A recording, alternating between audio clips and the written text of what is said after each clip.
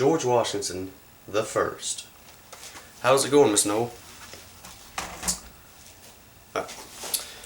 A few weeks ago, about a month ago, we had to do an assignment, a speech about an influential person, I believe it was, and I chose President John Adams, second president of the United States.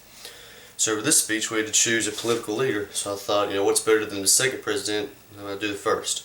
So I chose President George Washington, father of our country, the first President of the United States. You might have heard of him. He's on the $1 bill. So we're going to have a little info on Mr. George Washington. He was born on February 11th, 1731. It's a long time ago. He had nine siblings. 6 of them, grew up and became adults. 3 died when they were children from illness and stuff like that. So they died.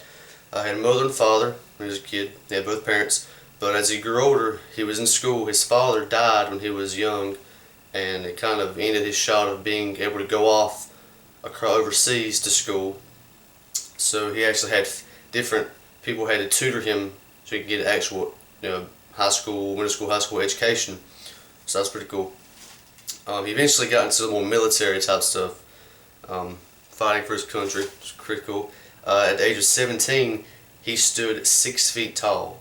That is huge. Back then it was. Back then people were short, so that's pretty tall at that age. So wasn't very hard to miss. Yeah, wasn't very hard to miss. So people were really able to recognize him, see him, just stood out very well. As a general in the army, he served in many different battles. He fought in the French and Indian War, which was from 1754 to 1763. He fought in smaller battles that were less known. I didn't really know what they were until I read about them. The Battle of Jumonville Glen and the Battle of Great Meadows. And of course, the American and the Revolutionary War and the Quasi-War with France. Many wars he served in.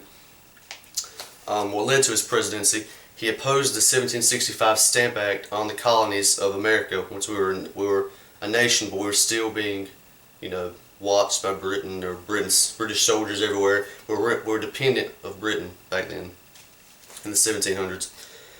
So there was like I talked about with my John Adams presentation, there was the Continental Congress. They wrote the Constitution.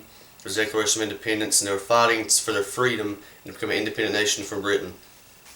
And once it happened, once they were free, once we were our independent nation with our own freedom, our own everything, we were away from Britain. The founding fathers decided, we need to have somebody to lead this country. We can't just be, well, we don't need a king. We don't want a king. We need our own leader. So they started building these kind of qualities of what they wanted in a leader, and they were pretty much shaping it around Washington himself, which is pretty much who they wanted. He was a great guy. Everybody loved Washington. He was a guy everybody looked up to. He was a pretty cool guy. Everybody loved him. He was very well respected, a great guy, honest guy. Everybody loved him. In 1789, he was unanimously chosen, got every single vote as the president.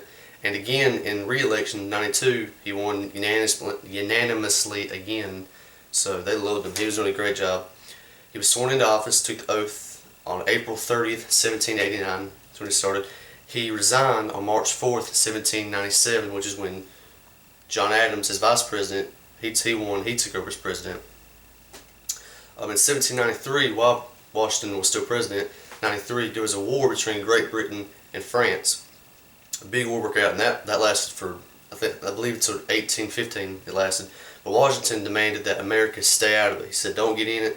It's better to stay out of other countries' problems. Don't get into it. It's interesting. I learned in I think it was a history class I took in high school, I believe it was, said that Washington, he believed that America would do great by staying out of other countries' problems. If you got 2 countries who are at war, stay out of it, let them deal with it, because we don't need to get in on it. And that's pretty much what's gone wrong lately, getting in on other countries' issues. A little trivia about Washington, his little true or false. There's the whole story of did Washington really chop down a cherry tree, and I can never tell a lie. That actually happened. No, it didn't happen. But Washington was known for his honesty. He was a very trustworthy guy, honest guy. So I can see where the story might have come up. It's kind of a weird story. Yeah. There's been a lot of rumors saying Washington had wooden false teeth. His teeth were made from wood. Was that true? Nope. Washington was not. He did have really bad teeth, and those teeth fell out when he was at a young age. He had dentures, but they were not wooden dentures. They were regular dentures. At last, there's a whole issue of saying the founding fathers didn't believe in God. They were all atheists or deists. Were they really Christians? Washington was in fact a Christian, as was many of the other founding fathers, Adams and such. Washington was a believer in God. He read his Bible. He trusted in God.